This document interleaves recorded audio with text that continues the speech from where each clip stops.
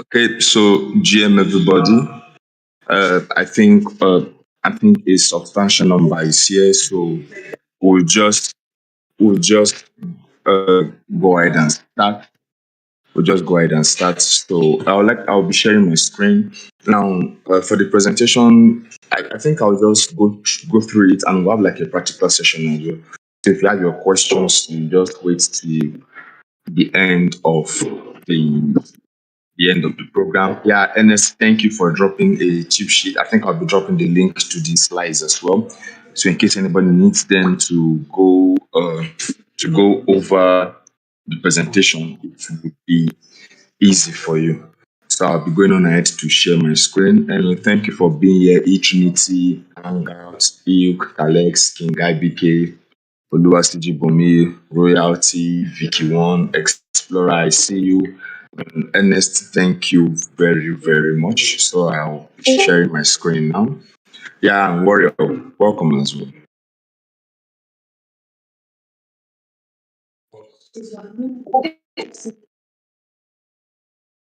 Okay, so just to be sure, can everybody see my screen, please?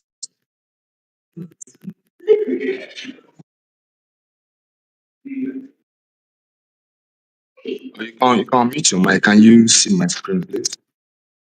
Yeah, we can. Okay, so I'll just go ahead. So basically, this session is one of the series from the Education Guild, where we focus on the bank utility, basically how to employ your bank tokens in a more productive way, or let's say useful. I don't know, but basically that's how the series, and we've been having them regularly in the guild throughout this season. And I don't know if I'm correct, but I think this is the second to the last or the last one for this season. We won't be having these sessions or maybe next year, I'm not sure about that. So basically, for this session, we'll be focusing on Uniswap and Bank. So it's basically how you employ your bank tokens on the Uniswap protocol. Okay, so let's get to it. Now, like I said, if you have any questions, just keep them at the end. There'll be room for questions, clarifications, and suggestions as well. Okay. Now, the Uniswap is a DEX. I'll be breaking down every word. I don't assume everybody knows every terminology in the crypto space. So I'll be breaking down every word. Yeah. So Uniswap is a DEX, is a decentralized exchange built on the Ethereum blockchain. Now, basically, the Ethereum blockchain serves as the foundation for the Uniswap protocol. Now, Uniswap is basically enables P2P or peer-to-peer marketing or peer-to-peer market making, and it facilitates its protocols through the use of smart contracts. And Uniswap was founded November. I think they've been in the works for then, but it became official November 2018. Your banks and basically what to do with your banks on Uniswap. Now, Uniswap works as a DEX by making sure pairs of digital assets are swapped via liquidity pools, which use smart contracts to automatically rebalance after every trade. Functioning as an exchange without any central authorities involvement, Uniswap is an automated market maker. Now, let me explain what a decentralized exchange is before we continue. Now, in the crypto space, we have two kinds of exchange or exchanges. We have the centralized exchange and we have the decentralized exchange. Now, the centralized exchange requires a third party. So, for example, let me use the most popular. I don't know. For me, the very popular one is Binance. Now, the admin of Binance serves, or the administration of Binance serves as a central authority. So basically, they help facilitate your buying and your selling. Now, the key difference is let me use this instance. Let's say you are holding some Matic token, some Polygon Matic tokens, and Matic is dumping. Now, it won't happen. I'm not predicting anything. I'm just giving an instance. I'm holding some Matic token as well, saying please it doesn't dump. So let's say you're holding some Matic tokens and coincidentally it starts dumping. And let's say from the rate of the dump, you've foreseen that it's going to dump below your stop loss and therefore you'll be in a loss. On a centralized exchange, you can just log on to a centralized exchange and you click on sell. And even if there's nobody physically on the other end to buy it, the exchange serves as a third party and they buy up the tokens from you and they give you the equivalent or the amount in which are willing to exchange for. So it could be in USDT, USDT, BUSD, and the likes. BUSD in case of Binance. But on a decentralized chain, there has to be a physical order to counter your order. What I mean is that if you say you want to sell 10 Matic for like $5, and there's nobody on the other end who's willing to buy Matic, your order will not come, your order will not move through or the order will move through until a counter order has come. Now, of course, that was in the Uniswap VU. So I think we'll just continue. Then liquidity. Now, liquidity is the DEX fixed fee to that solution. So because if anytime you put an order on the DEX, and Uniswap, for example, and you have to wait, you are going to wait for a very long time. So this is where liquidity comes in. Now, liquidity is how Uniswap is able to trade as a decentralized exchange. Now, what is liquidity? Liquidity is basically assets provided by people or individuals who are known as liquidity providers. And these assets are made available to traders who want to swap for these assets. So instead of me waiting for someone to have a counter order, I can just interact with the liquidity pool on Uniswap and exchange my assets. Easy as that. Of course, all this is done for a fee. And in terms of the liquidity providers, they get to gain some profits. And sometimes an NFT, not on Uniswap, I'm not sure of Uniswap, but another platform I know, Arrakis gives you an NFT for that. So just like what I wrote here, say trader has unit tokens and wants Ethereum tokens. He gets the Ethereum tokens from the Ethereum pool that has been provided by a liquidity provider. And basically that's how liquidity works on Uniswap. Now, like I said, 1 hour will not be enough for me to go virtually into how Uniswap works and how we can interact with my bank. That's why Ernest has been gracious enough to drop a cheap sheet for us in the chat section. And I'll also be dropping the link to the slide. And if you have any questions as well that we might not be able to cover in this session, you basically just DM me and I'll be very willing and very happy to attend to you. Thank you. Now, Uniswap currently has different versions. Now, when they first launched, they had the first version, which was version 1 of the Uniswap. So this allows traders to trade with a pool of money at any point in time with very low fees for theoretically an infinite amount of. Now, what V1 does is what V1 entails it. If you had Ethereum tokens and you wanted DAI tokens, you could just interact with a pool. But the disadvantage of the V1 was since Ethereum was built on the Ethereum blockchain, you could only interact with Ethereum as your base. So let's say you had a USD. Let's say you had USD. I wanted to exchange them for some DAI tokens, some DAI, or some bank tokens. Let's say you have USD. I want to exchange for some bank tokens or any swap. You can't do that directly as at when V1 was in operation. You have to first swap your USDT token for some Ethereum tokens. Then you now use the Ethereum tokens to swap for your bank tokens. And that smart contract was very expensive because it meant like a double swap and you had to pay fees every time. And Ethereum was still on proof of work consensus. So it was quite expensive, especially if you are trading with very small amounts, like below $1,000. It was not not profit oriented at all. So then Ethereum now decided to launch their V2. So basically the V2 was a fix to the V1. So on the V2, you didn't have to, or you don't have to swap your coins around to the Ethereum as base token. Provided there's a pool for what you want to swap to, you can just go directly to the pool. So if you have USD tokens, instead of swapping it to swapping it to Ethereum tokens, you just go to the pool in which you want to interact with and you swap them directly.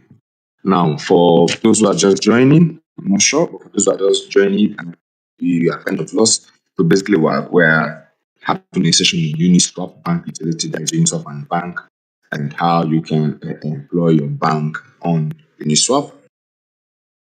Basically, I'm doing a brief introduction or a brief entry into how Uniswap functions and the various protocols it functions on. So I'll just continue.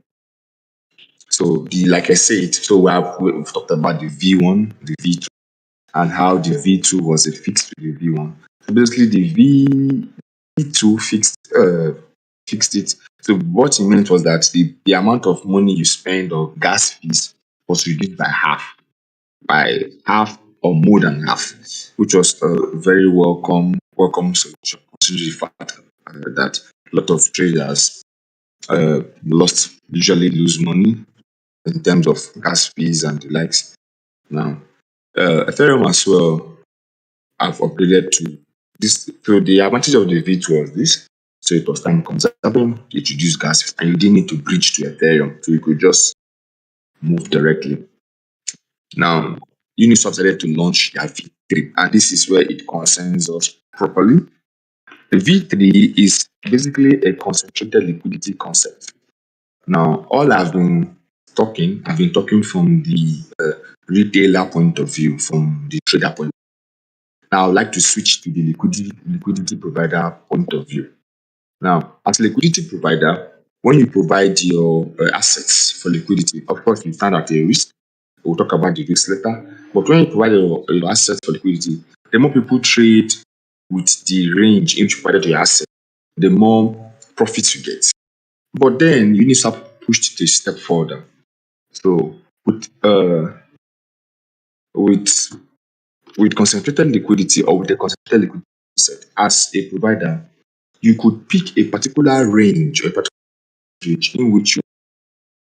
So let's say you study the market and you've noticed that bank tokens are always trading in between 35,000. The amount to bank tokens means like between 35,000 to 100,000. That is the range. You can provide the liquidity in that range.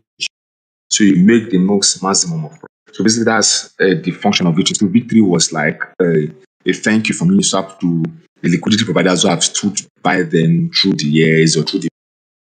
So basically, with a concentrated liquidity concept, you're able to, as a liquidity provider, to pick a particular price range or a particular supply range and put your liquidity in that range. And with that, you're able to make more money from it. Now, this was basically the main feature of it. I think it became more decentralized, concentrated liquidity, which means more money became available at certain points. So at certain point on a token, you always get fees to, like, you always see a pool to interact with. The orders range, the license, of course, beta security, and a new fee. I think they worked on reducing the fee in. So these are basically the advantages of concentrated liquidity, which involves capital efficiency, active liquidity, range limit orders. So basically, it's all the same thing, but in different language. I think on in when you are doing business, I think but I'm not sure how feasible their NFTs the NFT is, but I think you get to have an NFT as well. Now, there's risk. There's risk. It's I think it's one of the banes in the crypto space. There's always a small sliver of risks attached. But the main risk in V2 in providing liquidity is actually impermanent loss. Now, impermanent loss is the unrealized loss because when your share of a liquidity provider position becomes uneven compared to its origin. I get that's a lot of jargons, and so I'll break it down in as simple as I can. When you provide liquidity, let's say you have some Ethereum tokens. I think right now, as I when I last checked the market, Ethereum was like 1,300, maybe 400 or 400 something dollars. I'm not quite sure, but let's use 400. When you provide the liquidity, $1,400, what happens is the DEX locks or Uniswap locks your Ethereum at that price range. So what it means is if Ethereum rises, if the price of Ethereum rises, unless Ethereum moves to 2,700 for one, that profit does not reflect on the liquidity you provided. When Ethereum wants, when you want to remove a liquidity, the price is what will be given to you. So if Ethereum has gone up, you still be giving $1,400 for Ethereum. And the loss you now achieve when you remove your equity is what you call a permanent, because it's called impermanent because at first instance the loss is not reflecting. So that's why when you're providing liquidity, it's always that you use tokens that are not very volatile, tokens that don't fluctuate a lot in the market, and also be very careful. And I think if you're providing liquidity with our token banks, our token has been quite stable for the past 2 seasons, or if I'm not correct, past 2 seasons, and it has been it doesn't fluctuate that much. It thought the market like, and I think you can provide with our token fluctuate that much. So, and it also happens in reverse. It also happens in reverse if you, so the only advantage of that V3 is if you provide $1,000, even Ethereum dumps, the dump doesn't affect you. So I think that's the one advantage. Dump does Most times when there's a profit, you don't get to see profit. So it's just, so basically that's that impermanent loss. So at this juncture, I would like to move to the practical aspect. I don't know if anyone has any questions or anything. Uh, uh, like to move to the practical aspects and like show us how to use Uniswap, how to exchange our bank tokens on Uniswap. Now, for the liquidity and more, I think Quite has done a course on this. So, for the sake of time, I can't really go more into the aspects of liquidity and it's quite complicated. When I want to do it justice, I think Quite Force can relate to that. It's quite complicated. So, I think she has done a course on that. Oh, okay. Oh, Quite Force, welcome. So, you can reach out to her as well and she can provide you with. In fact, all these Yeah. things are on the. Yes, welcome. Yeah. So all the topics, the slides, the cheat sheets, they are on the education notion page. So I think you can just go there and I think you can have access to it, or you can to White Force in education. You can get across to me and I will help you with that. So just to be sure, can everybody still see my screen? I've changed. Said we're going to go to the practical aspects. So I've changed to Uniswap. So if you're using a personal computer or a laptop, you just go to uniswap.org. But if you are using a phone, an iPhone or an Android, you can go to your respective stores, either the Play Store, either the Google Store or the Apple Store, and download the app. So when you come to the website, this is what it looks like. Uniswap.org. Now be very careful. There are a lot of, will I use the word I'm trying to look for a good word. There are a lot of pitfalls out there, so be very careful on how to type the website uniswap.org. I knew a colleague who typed something else and it redirected him to something else where he lost some money. But uniswap.org, then you launch the app. So, okay. So just to be sure, can everybody see my screen? Uniswap exchange, can everybody see my screen?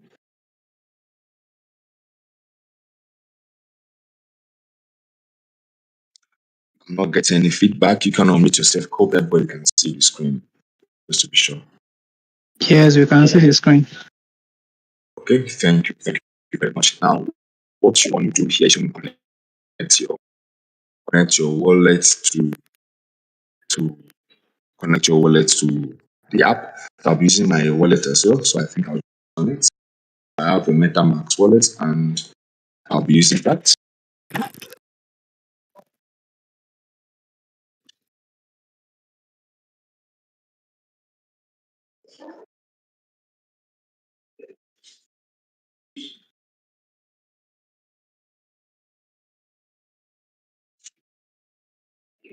Okay, I'll just repeat my password.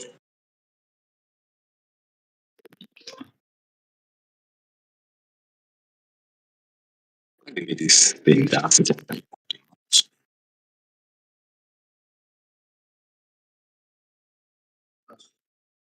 okay, so I think I'll use the wallet. I have two wallets. I have my practical wallet with zero Ethereum in it. I have very small Ethereum. I'll use the practical wallet, so I'll connect to it. To this next connect. So basically now my wallet is connected to it, and you see the amount of Ethereum I have there. So with that, I can swap for any token I want, any token I want. So I think I'll just go to swap. Then you could search for any of the token you want. This basic usage of Uniswap, you want, any of the tokens you want, and you get it and search for bank. I'm not sure. Bank. Oh, there she is. Actually, I have some bank tokens as well. So it reflected here as well. Oh, this token is traded on leading here. So they're just warning you to be sure of what you're trading to. But of course, bank.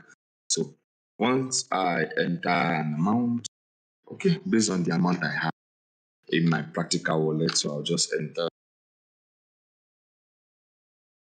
three.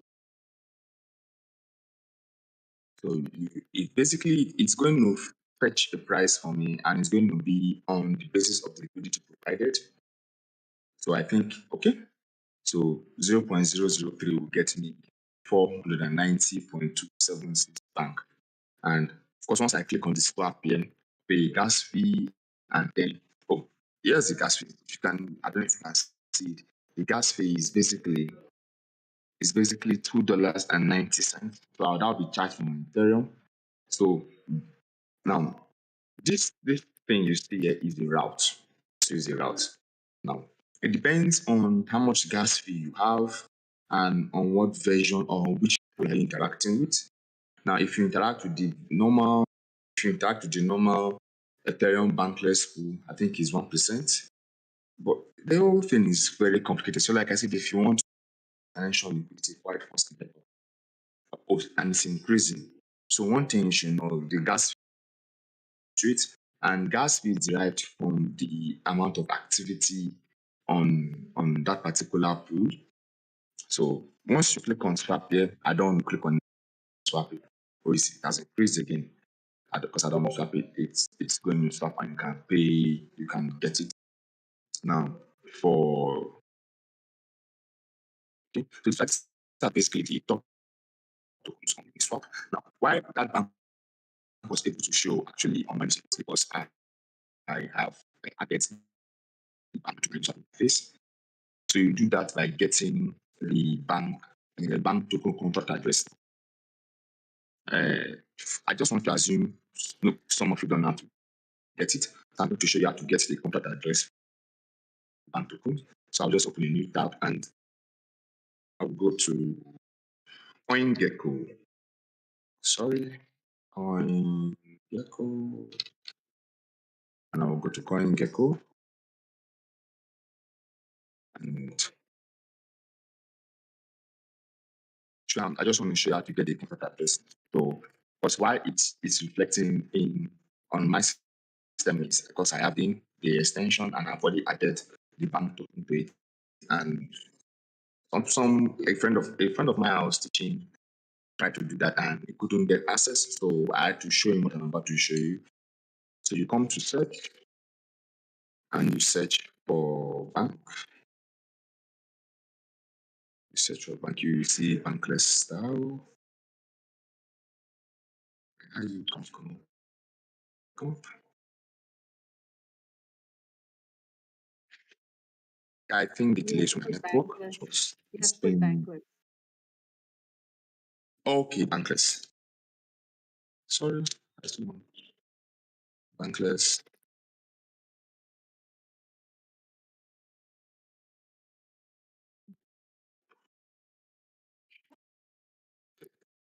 You brought me another thing that I'm not sure of. I'll do it. So that'll be Bankless. I'm just use Bankless. That was supposed to bring it Yeah, out. the BanklessDAO.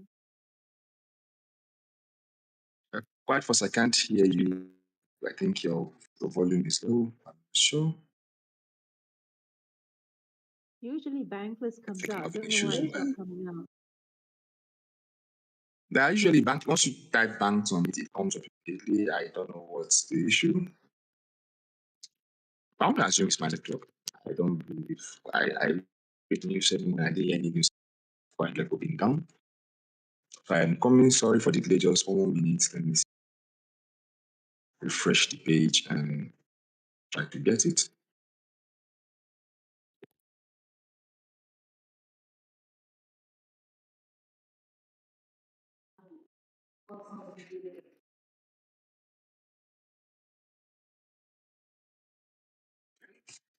It should work now. Bankless. I'll just cancel it. So basically, sorry, I'll try it again. I want to show people how you can do it because I don't want to assume. Assumption is not very good in crypto or in Web3. Aloy, You have to be Aloy, sure of the facts. Yes, I you can hear can you. try you can try Coin Market Cap. They will that brings up bank. Okay, okay, let me try one market cap.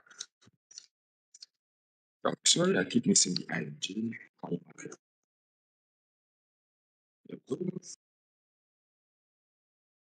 Okay,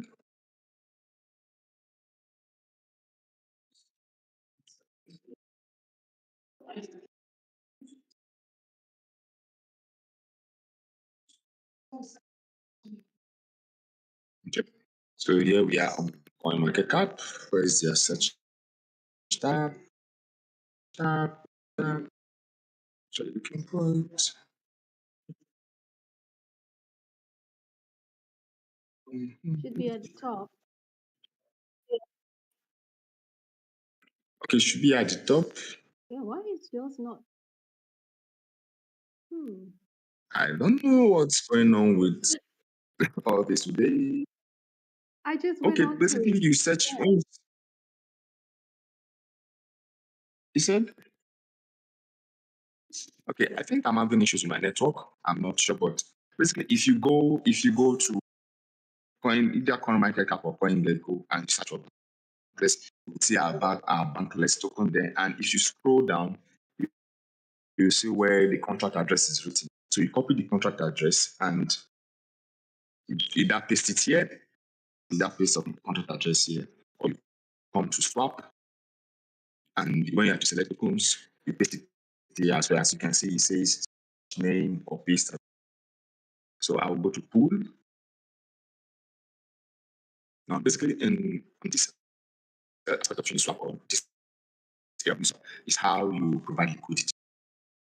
It's how you provide liquidity. Now, automatically, you provide liquidity via the V3 Uniswap. That's their new policy operation. But you can still go back to choose V2.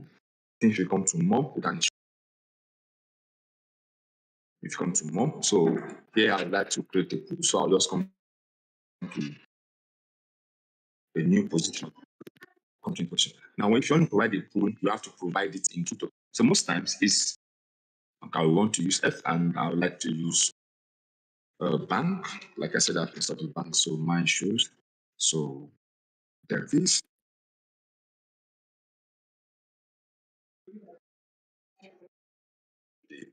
The moment to load. So you provide the bank. So the bank is here. So the current price is 16 uh, 5,000 banks, 5,000 banks, and the maximum price could be 10,000. 10,000. So when I provide my price, or I could go for full range. Full range is not actually. When I provide my price, what it means is if individuals or traders are trading within this range, I get to provide liquidity for them, and I get to also get some trading in this range. It's none of my business. And basically, that's how liquidity pool function. Basically, that's how you can provide it via Uniswap. So all you have to do is pick the price range. You can use this just for little figures. If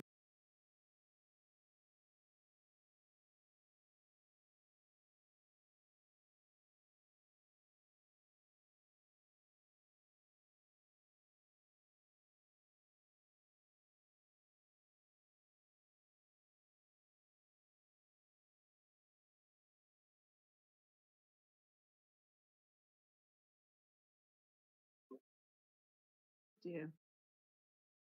Looks like he got rugged. Ah, there you go.